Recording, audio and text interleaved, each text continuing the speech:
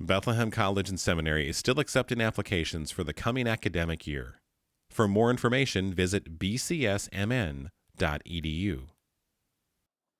Well, today we're continuing with the topic for this semester, the glory of God and the common good, by looking at three complex, interrelated issues: poverty, homelessness, and drugs. And we're exploring that because it's important not only in general for Christians, but for even our immediate community here around this church where we do life as a school community. And for many of you, this setting may be a bit unfamiliar. Maybe didn't grow up in a setting like this.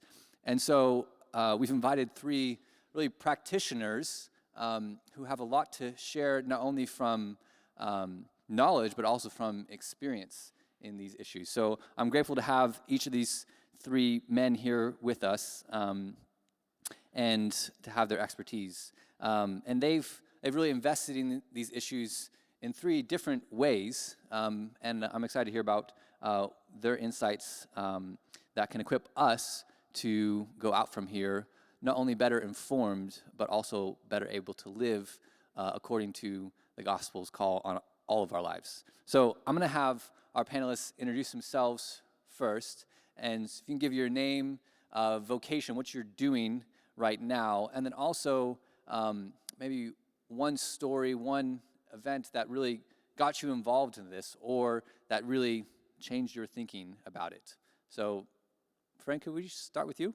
Yeah, my name is Frank Schmidt. I'm married to Alyssa and our three boys. We live here in South Minneapolis, right by Children's Hospital, so we live in the community. I graduated from Bethlehem Seminary 2018, and I'm one of the pastors at Jubilee Community Church here in South Minneapolis. And my job is that I run an after-school youth program for middle school and high school youth here in Minneapolis. Our goal is to help followers of Jesus build long-term mentoring relationships with youth in the city. Now, when I was a freshman in college, I was brand new to the Twin Cities, and I began serving at another inner-city youth ministry in Northeast Minneapolis for a school year.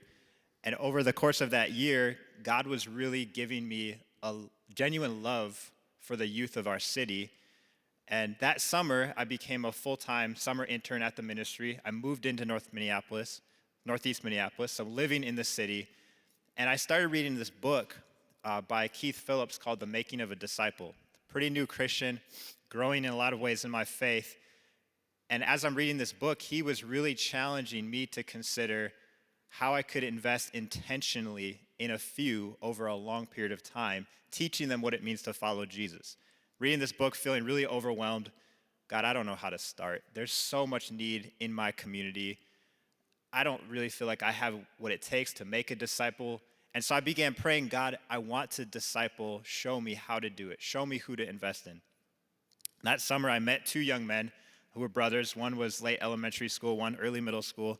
They were living with their mom and three other siblings. She was a single mom, and she brought her family up here from Chicago to escape the gang violence where they were living there. And now they're living here, but their situation really wasn't that much better. The mom, she had a lot of problems she was dealing with in her own life, and it seemed like she had a different guy in and out of her house almost every other week. And these two young guys growing up in this context really had no healthy men in their lives to be a positive role model for them. And they're, in a lot of ways, being drawn into the life of the streets at a young age already. It's just what they knew, it's what they saw, and it's what appealed to them. And the more I invested in them, the more I got to know them, the more my heart began breaking for them and the countless young men and women like them in our city who are facing such challenges, a lot of spiritual lostness, poverty, trauma, abuse, all of these complex issues. These youth are facing them, and a lot of them have nobody really to walk with them, to love them, to show them who Jesus is, to teach them what it means to be a disciple. And so in this summer, God's opening my eyes to see the incredible need around us, those who are hurting and broken, and the opportunity that we have as followers of Jesus to build long-term discipling relationships. And I want to clarify that as we're talking, we're not talking about problems that we're trying to solve or projects that we're working on. We're talking about people that God is calling us to love. That's great, Frank. Did you want to say also the name of the organization? Oh yeah, sorry. Revive is the program that I run right now. We can just kind of go in order. My name is Dave Senna. I am the VP of Men's Programs at Union Gospel Mission Twin Cities. I started there in July of last year. I've been in the field of sort of working with individuals experiencing homelessness for since 1998. I ran a homeless shelter. I was a chaplain for a couple years, then became the director, mainly because they didn't have anybody else, and I was the last man standing or person standing, and so I got the job. So I did that for about 13 years. We went from about 30 people a night to about 150 people a night. And that's in Grand Forks, North Dakota, about 76 miles south of the Canadian border. We'd have people that would try to get into Canada and then get pushed back because they get through, and lots of interesting reasons that would happen. We had 3 or 4 sort of college friends that were going to go to Canada. One couldn't make it, so they left him, and they kept going, and then he got pushed back. So technically not homeless, but we still kind of helped him out. My journey to sort of start as a chaplain it's interesting, I guess, in that I was sharing in an earlier call with the panelists that my parents have, their whole marriage for 50 plus years have always had somebody staying with them. So they, in a sense, ran their own little emergency shelter. They once had 5 strangers living in their home, went on vacation, gave them all keys to their house, and were gone for 2 weeks, and just expected everything to be okay, and it turned out okay. I wouldn't have personally done that, but they've always been very trusting of people and the Lord to work things out. But I was as growing up, I was on the other end of that, where I didn't always get along with family and friends that were staying with us, and so I kind of have a much more private at my own home. But it did become my vocation to where seeing that, and also seeing the frustration of my parents of trying to help family members to get through struggles, and where family history gets used against you while you're trying to do that, and how difficult it was to help and make improvements in the lives of family members. And so I kind of take a different tact, and where I started working in this particular homeless shelter. I was going to actually, when I got out of the Air Force, I was in the Air Force for about 7 years, and I was going to work for a homeless ministry, or a street ministry, because I thought that was the most dangerous or weird thing I could do, and I really wanted to prove that I was a real Christian. And so that's kind of what I wanted to go do, and sort of God had his own thing planned. So I left the Air Force to go and take care of my sister's kids for a while. She was unable to take care of her kids. She had 4 of them for a while, and I sort of became Mr. Dad for about a year, and ran out of savings. And the only job the job that came up was a chaplain for a homeless shelter, and so I transitioned to that. But it was really interesting that how many families we got to reunite, that we got to connect, and really counsel parents to just let them be and let us take care of them, because they were so strained. I remember having a conversation with a husband and a wife, and the husband was talking to me about, could their daughter, who's been homeless since around 16, she's now in her 30s, come in and be with her at our shelter? And I said, of course.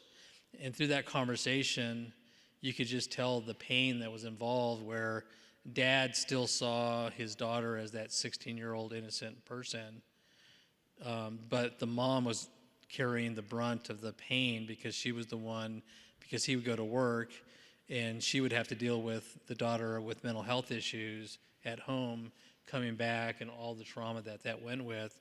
And you could just see where she was just tortured, where she loved the daughter but didn't want the pain, and then the husband was very innocent and thinking about it differently, and just walking through all that. So I would agree that when you work with people that come through the homeless shelters, they're there's so much trauma and pain, and you only get a slice of it when you do talk with them because there's so much. And that would be maybe a conversation after lunch. I mean, there's just tremendous horror stories that I've listened to and been a part of, being in homeless shelter, in our homeless shelter. The thing that keeps me coming back over and over again is that I feel I'm called to be a part of a ministry that's a lighthouse for people that continue to go back in dark places and feel trapped and don't know how to get out, and that the homeless shelter allows them to come back, and hopefully they'll stick around long enough to where they'll become a part of the lighthouse itself in that community and no longer live in darkness. But until that day, I think my calling, despite all the frustrations that you go through, is to continue to be that lighthouse. Great. Hello, everybody. My name is Cecil Smith, and vocationally, I am a housing provider, and I lead housing providers. So what does that mean? I am the president and CEO of the Minnesota Multi-Housing Association, which represents 2,000 owners in the state of Minnesota with 300,000 units of rental property in Minnesota. I also own and manage through a company with my business partners called Cornerstone Property Professionals, where I'm the principal and managing broker. And that's the housing providing that we do, which is less than a mile in that direction on the other side of the 3594 Commons. So my journey began, as you can probably tell by the accent, coming to America. I'm an immigrant. And in 1991, I sat in that pew down there for about 9 years. It's where I met my wife, got married right here, got commissioned to plant a church in 2000 right here. And during that time was investing in real estate and developing the Ministry of Property Management. But my engagement with the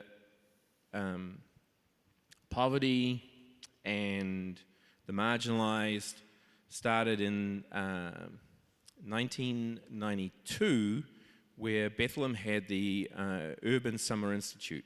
And my mentor and best friend, who's sitting back there, helped lead that.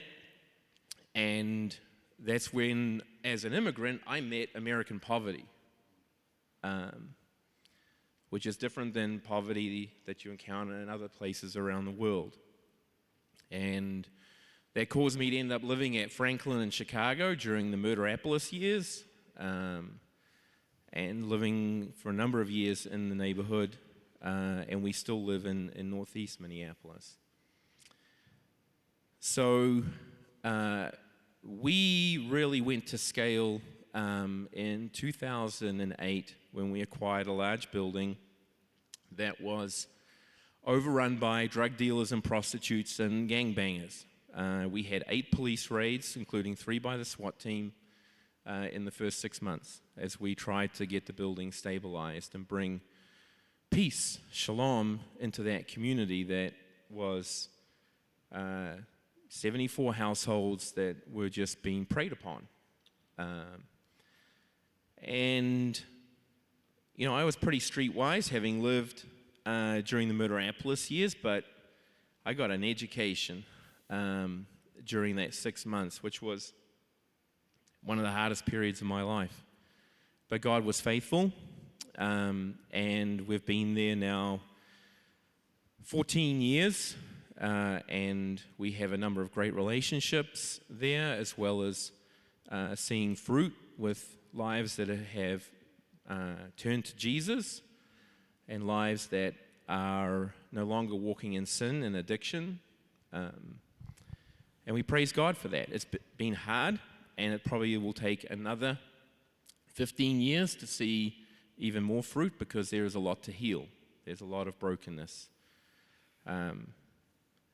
But through my friends Jim and Raquel, who have partnered with us, we have, I believe, had an impact on that community. And Zach's our neighbor, which has been a real joy as well.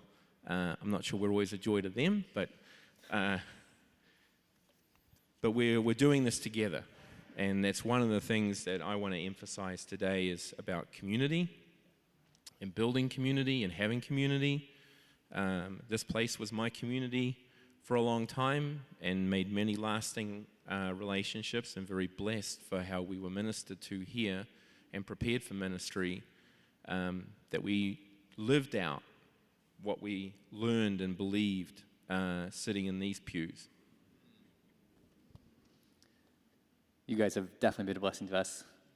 Though I have to say, the first time I met you, you were coming to me because our tenants who we inherited when we bought the house next door had illegally put trash when they were moving out into Cecil's apartment complex bin.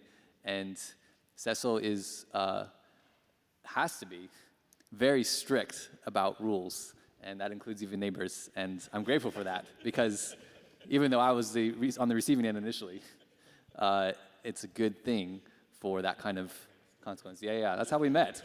I'm gonna come back to you in just a minute, Cecil, but I want to ask a basic question to kind of set up for what I would say would be maybe a philosophy of care for those who are experiencing poverty or homelessness or drugs. And so we want to think about that, but the first question to think about that is why? Why do people experience poverty, homelessness, or drug addiction? I'll come maybe to you first, Cecil. Well, I think one way of thinking about it is a radical disconnection from community, and I mean that in a very, very broad sense. So the first community that they're disconnected from is God. They're no longer in community with Him. And then there's other disconnections, radical disconnections from community, whether it's familial relationships or having any relationships, disconnection from the economic community and the vitality of the economic community. So those are things where we can work to start to address that, first with the gospel, and then with ministry that helps to reconnect them to community. Yeah. You guys want to add anything in terms of why people experience these things? I just agree that it's a very complex issue. It's not as simple as how much money does somebody have in their bank account. And often there's long-standing patterns that have been handed down from generations of brokenness and chaos and disorder. And so the gospel is the answer. In a sense, we all need Jesus, and He's the only one who can save us. But it's also more complicated than that. It's not just believe in Jesus and follow Him and your life is going to be amazing. There's lots of brokenness that goes back generations that needs to be addressed for there to be true healing and growth. And it's a long process over time. So all I'm trying to add is it's complex. Yeah, I would add to it to say that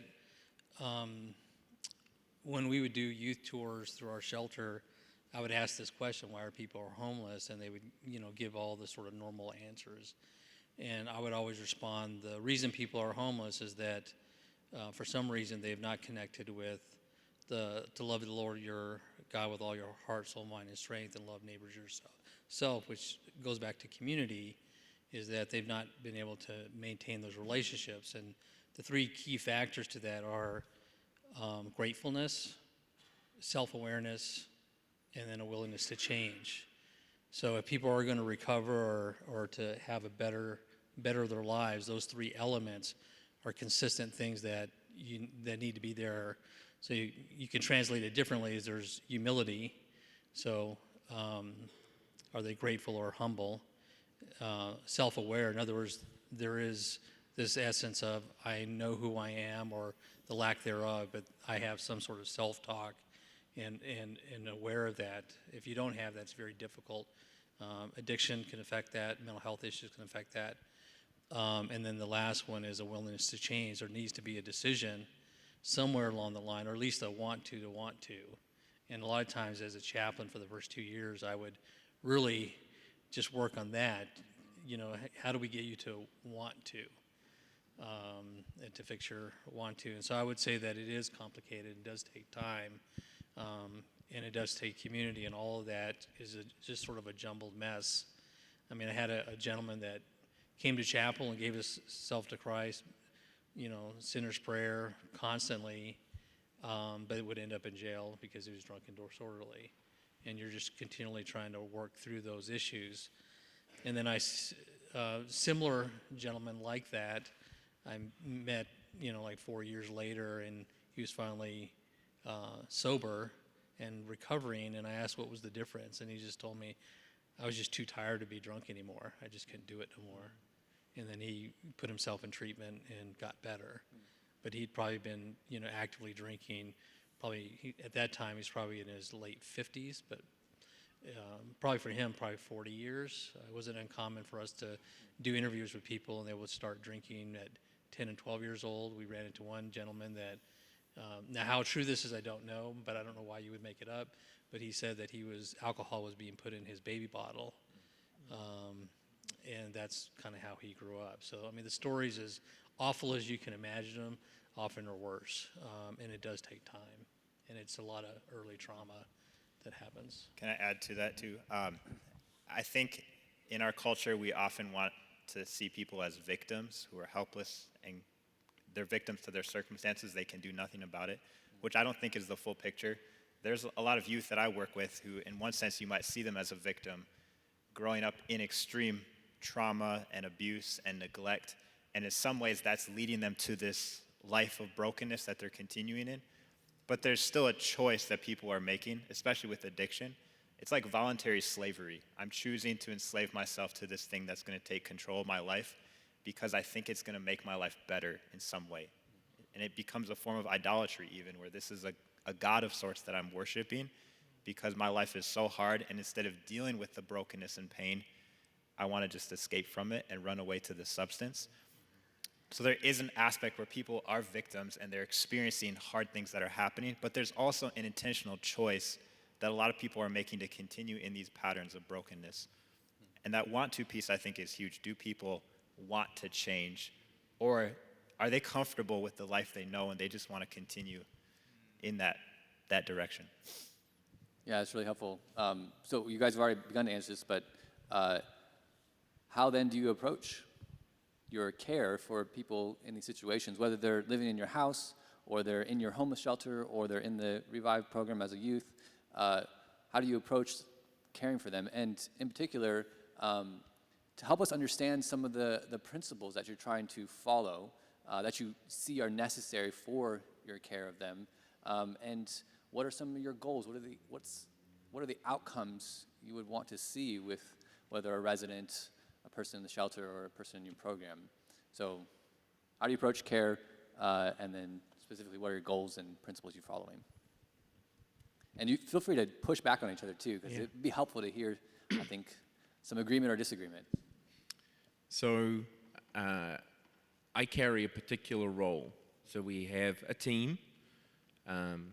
Right now, there's about 3 or 4 of us, and my role has always been the enforcer, right? So there's others on our team that they can go and complain to about me being too tough, too strict, too mean, but I'm loving them through accountability. And that means, we even had a situation where we had a house church, and I had to evict the house church members that were attending the house church in the apartment building because they had relapsed and they were doing drugs. And others in the building who were either in recovery or even probably were using knew it because drug users know other drug users. They sniff it out real fast. And our credibility was on the line. Even though we're trying to love and minister to them and trying to get them sober, and they're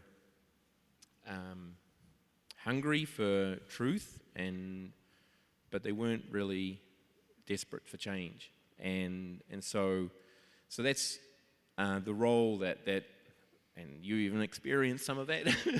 and you're saying specifically in that situation, your witness of the gospel to others, including kicking people out of your house church that was meeting in your apartment building because they were using drugs. They were using drugs. And that was a part of your witness. And so we've taken in a lot of folks over the years who have transitioned out of homelessness. We've participated in housing first programs.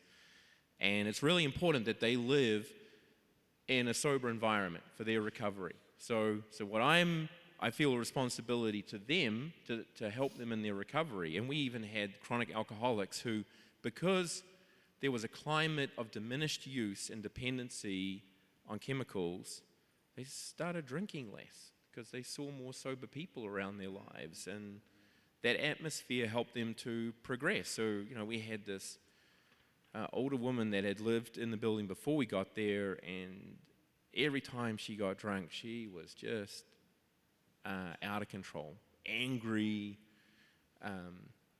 violent, and I would just tell her, you keep this up, I'm going to remove you. And then she got around sober people, whether it was our team and other neighbors at the building that she started to get to know, because she wasn't worried about getting robbed or propositioned in the hallways, that she realized she could become a more sober person. She didn't come to Jesus, but she got relatively sober. She'd go on a bender about once every couple of months, and that would be it, versus it was every other day when we first got there. So I see that ministry of accountability in my particular role, and there's others on our team, like Samson is helping us, where they can do ministry of helps and service and do more relationship building in a different way. But one of the reasons why I saw a real opportunity with property management, and I call it the ministry of property management, because when you're a property manager and there's a crisis in somebody's life, it's hitting either their financial life or their relational life, I'm one of the first people to know. Because housing is something that everybody needs, and if it's going to create instability in their housing, they're talking to their housing provider. They're coming and talking to me. My wife is going to divorce me. I just lost my job. I've just found out I have a chronic medical condition. I don't know how long I'm going to keep working. I have prayed many times for people in crisis like that. And so there's a real opportunity there, and something where people think, oh, it's just my leasing. Some of you are probably renters. Oh, it's my leasing agent. They're nice. I like my landlord. That is a real ministry opportunity if you want to bring it to the glory of God. Principles you guys follow, goals you have. Our goal is we want to develop long-term disciples of Jesus. We want to see our youth grow to be mature followers of Jesus. That's the goal. But success, we don't define by how many people can we count who are actually following Jesus, right? For us, success is, are we faithfully loving the young men and women God's brought into our lives? Regardless of whether or not they make a decision for Jesus, regardless of whether or not they change, there is accountability. I appreciate that element of it. But are we faithfully loving them? Are we continuing to pursue them? Just like Jesus in love pursues us, we all are hurting and broken. We all are needy. And Jesus in love continues pursuing us. He doesn't quit. He keeps pursuing us. And so as Jesus is loving us, are we continuing to pursue others with that love that Jesus has for us? Are we continuing to build a long-term relationship regardless of how they respond, whether or not they change? So I think a lot of us could tell stories of people we've known for a long time, and we've seen very little change or progress in their lives. Yet we're not failing. Success isn't changing them or fixing them. Again, success is we're loving them. And our prayer to God is that they would be saved, that they would come to know Jesus. And as they follow him, their lives would be put back into order, and they would be able to deal with some of these long-term underlying issues that are leading them to addiction or to homelessness or to poverty. But our goal, our success isn't measured by how many people can we count that are doing that. It's, are we loving them? I was actually writing sort of philosophy of ministry. We're going through this question at Union Gospel Mission, and the one that comes to mind as we're talking about it is what I'm trying to create is an opportunity for time, place, and dialogue to share Christ and improve the lives of others. So it means that I've got to figure out how do I create space. So you think about God, when he created the heavens and the earth, he created geography, an actual place, he created time, and then he engaged. So there was dialogue.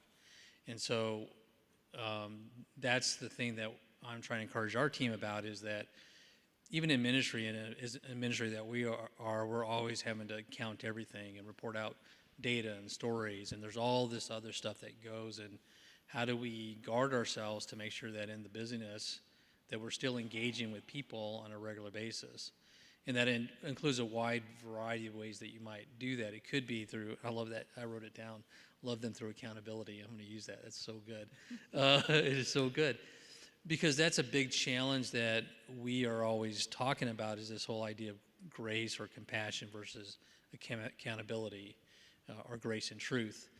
And one of the things that a director early on, my director when I first started the ministry in homelessness, he said this, and this is many, many years ago, it still sticks with me, is that if you don't have accountability in these rules and allow people to, if we don't two things, if we don't allow them or honor them through the allowing the repercussions of their decisions, we take that away from them, then they lose dignity.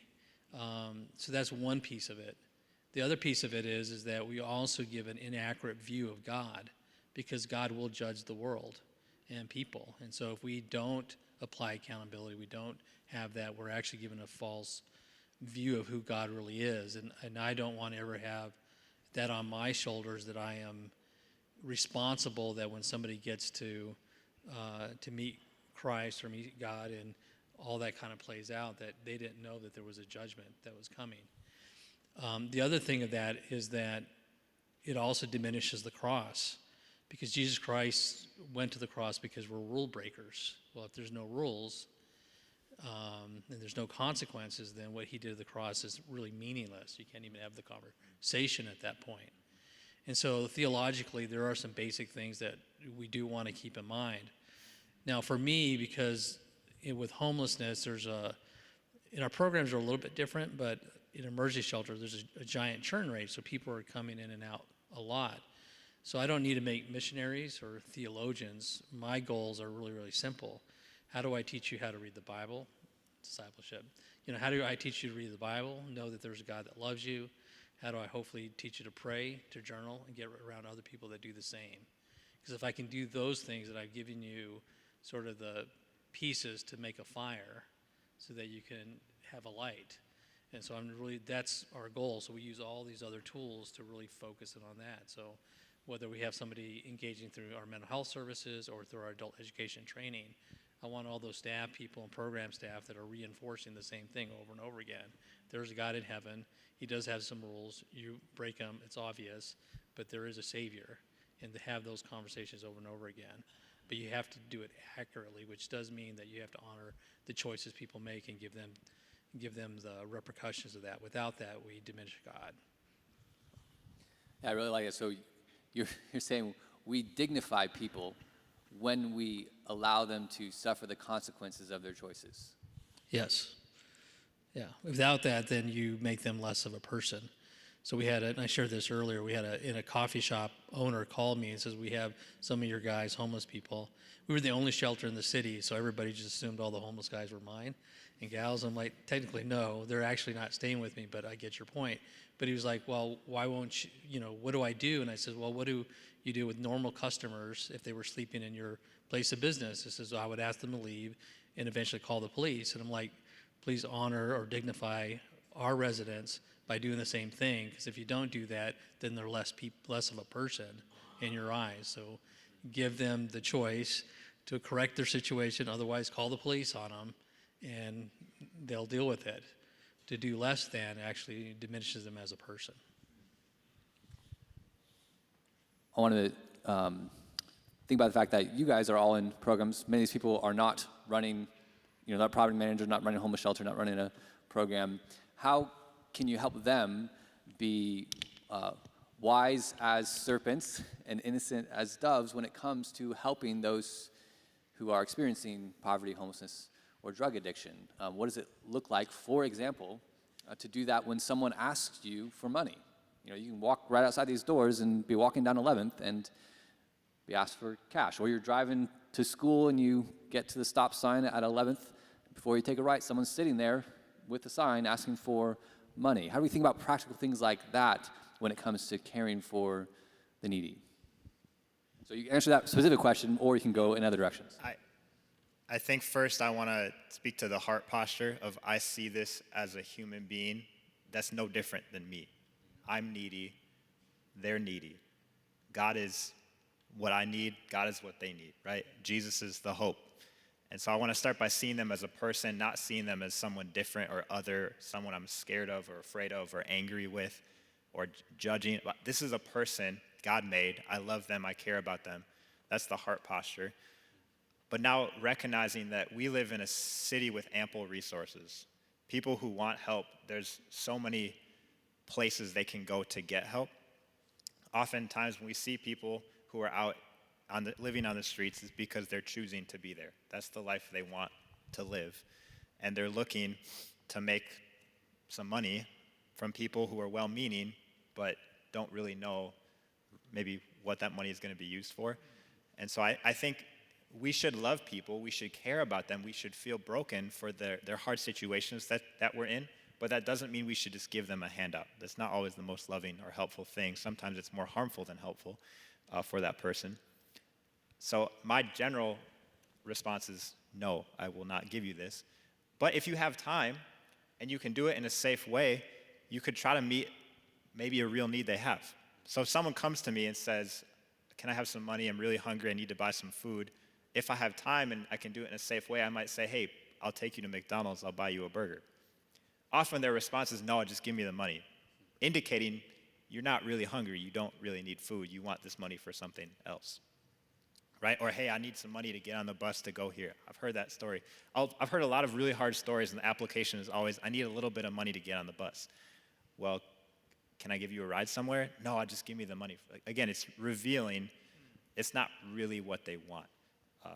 And so if you have the time, you can try to help them with a practical need. You can try to connect them to a place where they can get real assistance. But I don't think we need to feel bad when we say, no, I can't give you this money right now that you're asking for.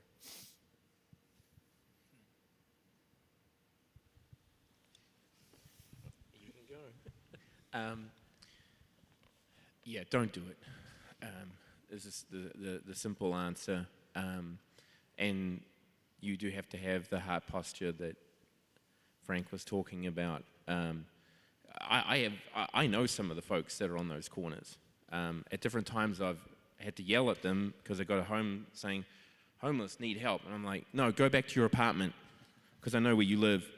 You rent from me. And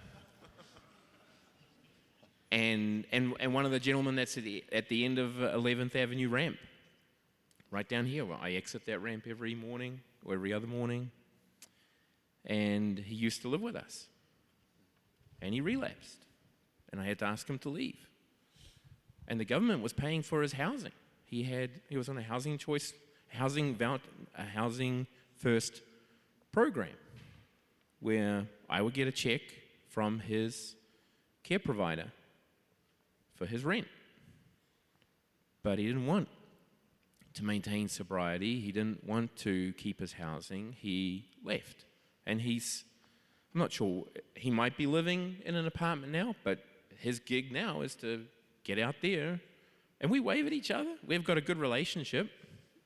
It's kind of like Wile E. Coyote and Roadrunner, right? It's like, hi, how you doing?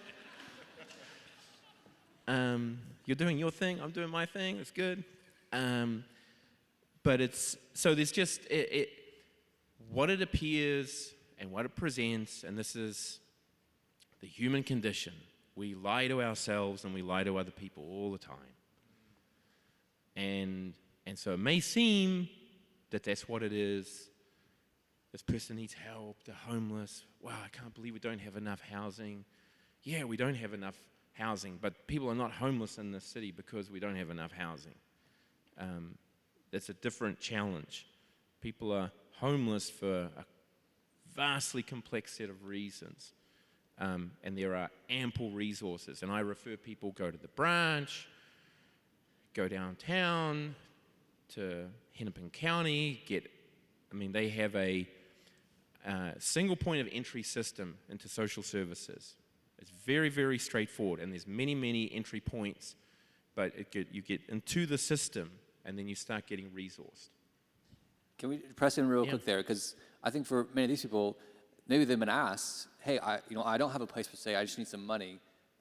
What would you tell someone who, say, is looking for housing? Where would you refer them? Or if they are looking for a shower and a free meal, where would you refer them?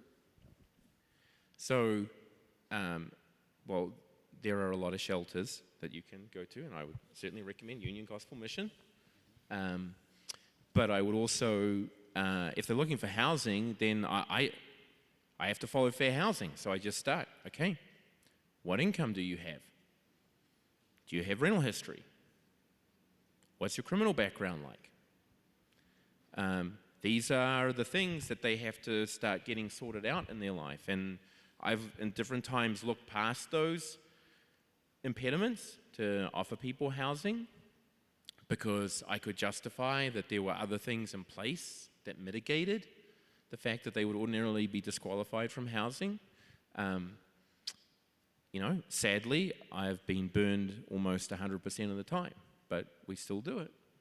We still keep loving people and helping them in those ways. We're as innocent as doves and as wise as serpents about it, and sometimes we just have to accept that people will take advantage of us.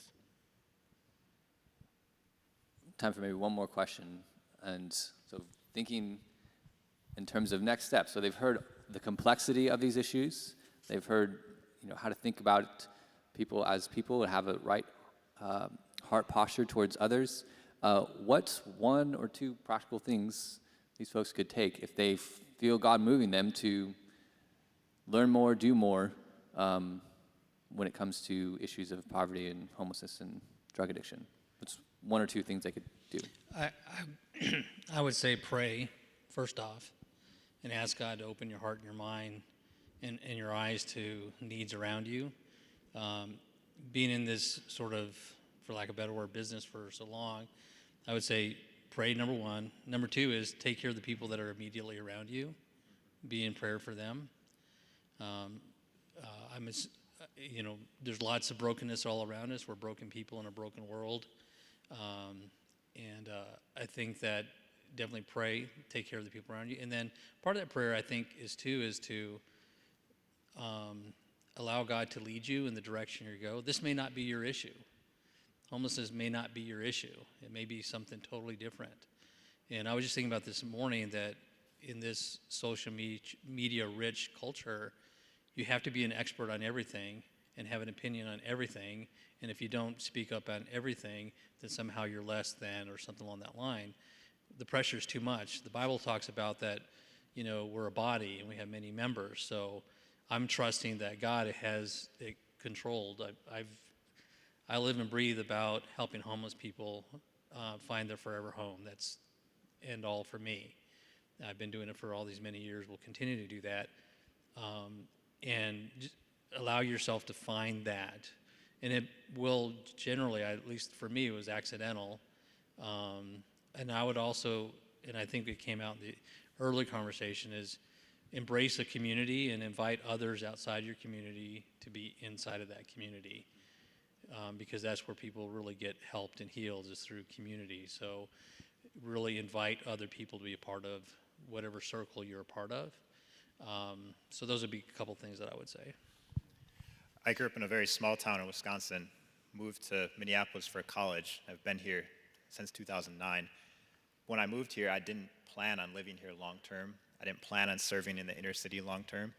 And in a lot of ways, I felt like I'm not the guy for it. Like, there's a lot of other people who, in my mind, seemed more qualified.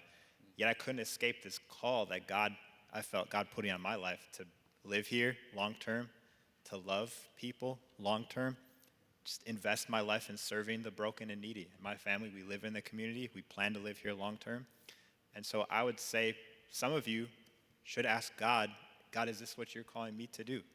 to move here into Minneapolis and live here for the long haul, to join us in loving people. Jesus said the harvest is plentiful, but the laborers are few. So we should pray earnestly to the Lord of the harvest to send more laborers out.